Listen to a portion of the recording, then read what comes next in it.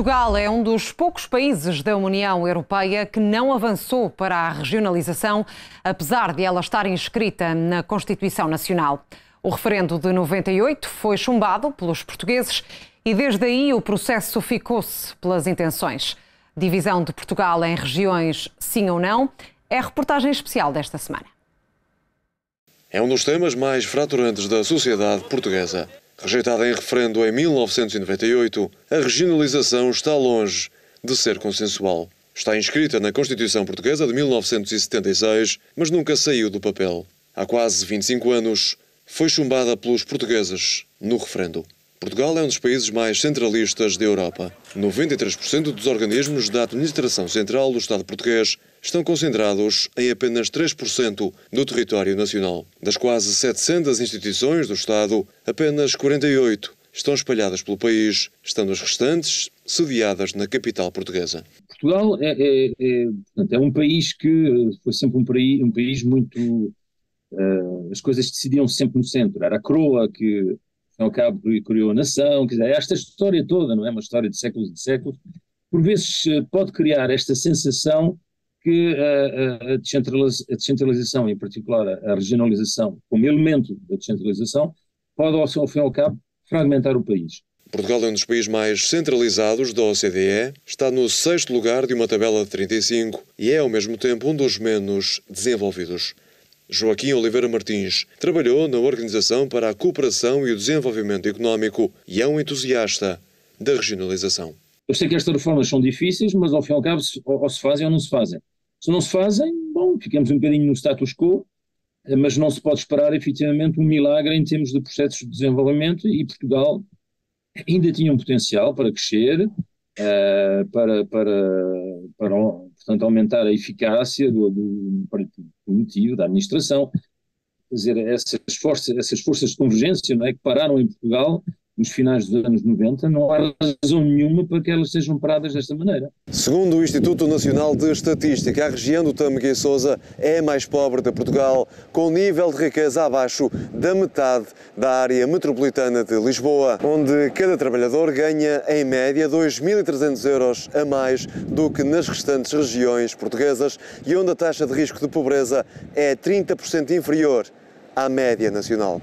Em 2015, António Costa prometeu, ainda em campanha para as eleições legislativas que o levariam ao poder, reabrir o dossiê da regionalização. Voltou a dizê-lo em dezembro do ano passado, apontando 2024 como o ano em que voltaria a dar voz aos portugueses. Mas tal não vai acontecer. Marcelo Rebelo de Sousa ainda exortou os partidos a chegarem a um consenso, mas o presidente do PSD, Luís Montenegro, opôs-se frontalmente. A regionalização é, numa opinião generalizada, uma espécie de Dom Sebastião que vai vir resolver os problemas de Portugal. E não vai. Eu acredito no municipalismo, entendo que deve haver um reforço das competências do municipalismo, não tudo, porque há de facto competências que estão melhores numa administração central, mais distantes do local, mas há outras que podem vir para cá, só que tem que ser bem feito. Nós estamos com um processo de descentralização em curso que tem sido muito mal feito. Está-se a descentralizar tarefas, não se está a descentralizar competências. O Estado e os nossos governantes têm é que aprender a gerir melhor a imensidão de recursos que a sociedade lhes entrega. Não estão a fazê-lo bem. É um desviar das atenções. É o lançamento de uma lebre de fumo para o ar a ver se cola. O nosso problema não é a regionalização. E às vezes apontamos o exemplo espanhol. Se conhecermos bem o exemplo espanhol, todos eles queixam das regiões autónomas. Muitos dos problemas gravíssimos que a Espanha teve resultam das regiões autónomas e dos governos regionais. Mas o processo decisório em Espanha tem N patamares que dificultam imenso a ação governativa. Portanto, e nós aqui, que temos unidade de fronteiras, unidade de língua, unidade cultural, somos verdadeiramente um país único, coeso, queremos dividi-lo. Tenho muita pena que o Partido Social Democrata tenha tantos autarcas que defendem a regionalização e que esses autarcas, de certa forma, se submetam ao poder do diretório partidário e não avancem. O mesmo acontece numa ou noutra situação com outros partidos que, tendo alguma força autárquica, como é o caso do PCP, não conseguem fazer com que haja, a nível dos diretórios partidários, uma convergência e um entendimento para que este processo possa avançar. Nós somos um Estado extremamente centralista, éramos na Primeira República, o anterior regime aprofundou esse centralismo e, ao contrário do que era expectável, a democracia não nos trouxe aquilo que a Constituição previa, que era a regionalização e a descentralização. Este facto tem atrasado imenso Portugal.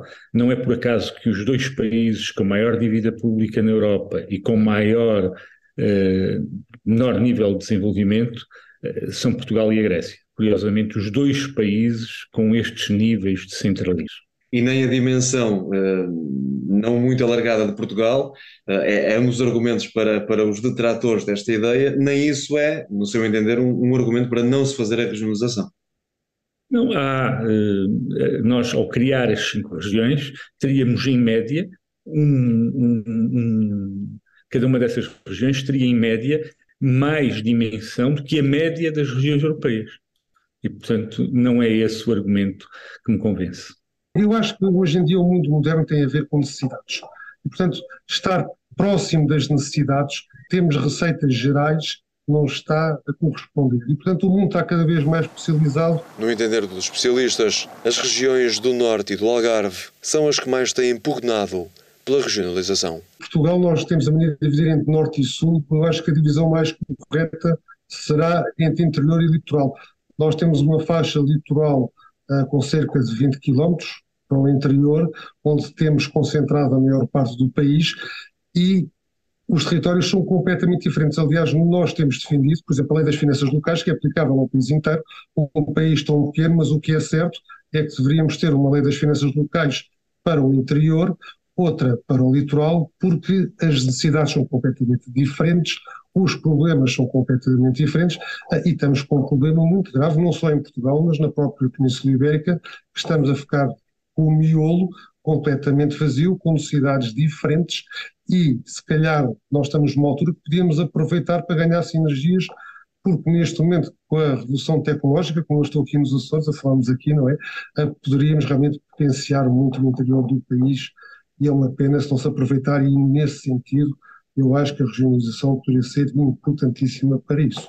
Qualquer referendo terá de ter uma aprovação de 2/3 na Assembleia da República, após a qual deverá ser promulgada pelo Presidente da República. Os problemas normalmente não são os mesmos em todos os sítios. Não são os mesmos. Uma região, por exemplo, que, sei lá, tem uma grande fábrica de aço ou uma grande mina de carvão e que tem que reestruturar esse setor, não tem o mesmo problema, sei lá, como outra região onde o turismo é a principal fonte de atividade económica. É óbvio, não é? Portanto, a política tem que ser diferenciada. Diretor do Observatório das Autarquias Locais, Bartolomeu Noronha diz que Portugal continental poderia aprender com as regiões autónomas da Madeira e dos Açores. Está aqui um tubo de ensaio fantástico. Temos aqui uma autonomia que se iniciou em 1976, aí passados estas décadas todas, por isso seria importantíssimo analisar o que correu bem dos Açores e na Madeira e transportar isso para a nossa regionalização. Acho que seria muito importante. Aliás, o Observatório já falou várias vezes sobre isso, mas enfim, parece que não temos sido ouvidos relativamente a esse facto. Ora, esta questão do desenvolvimento regional requer reconhecer que as políticas, por vezes, têm que ser um bocadinho diferentes. Não se vai promover o desenvolvimento, tanto no Norte, como no Sul, como no Alentejo. Há diferenças. Porque as regiões têm necessidades diferentes e características diferentes. Claro. Portanto, essas necessidades diferentes requerem, digamos, políticas que são um bocadinho adaptadas às necessidades regionais e locais. Portanto, um governo central que tenta, digamos, resolver o problema por uma política uniforme, não funciona. Mas Emílio Sousa discorda. A regionalização eu vejo aqui como mais um degrau a subir. E nós não precisamos de mais degraus, precisamos de mais pontes entre o Estado Central e o Estado Local. E mais confiança nas autarquias locais, municípios, porque penso que temos a dimensão adequada.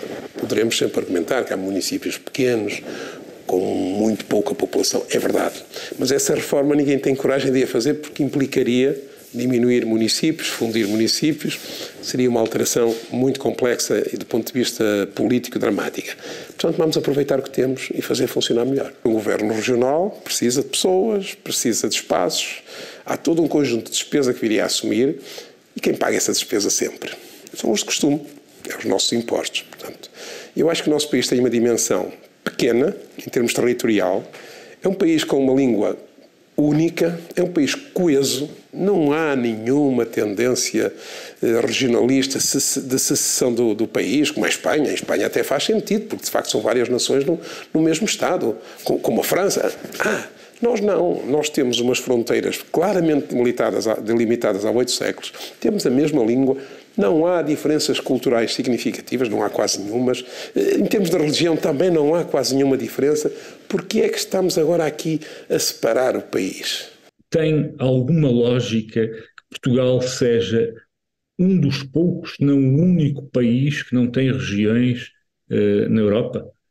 Eu lembro que hoje o Conselho Europeu já reúne, comissários europeus já reúnem, já tratam, já desenvolvem estratégias com as regiões. Aqui, em Portugal, continua a ser com o Estado Central.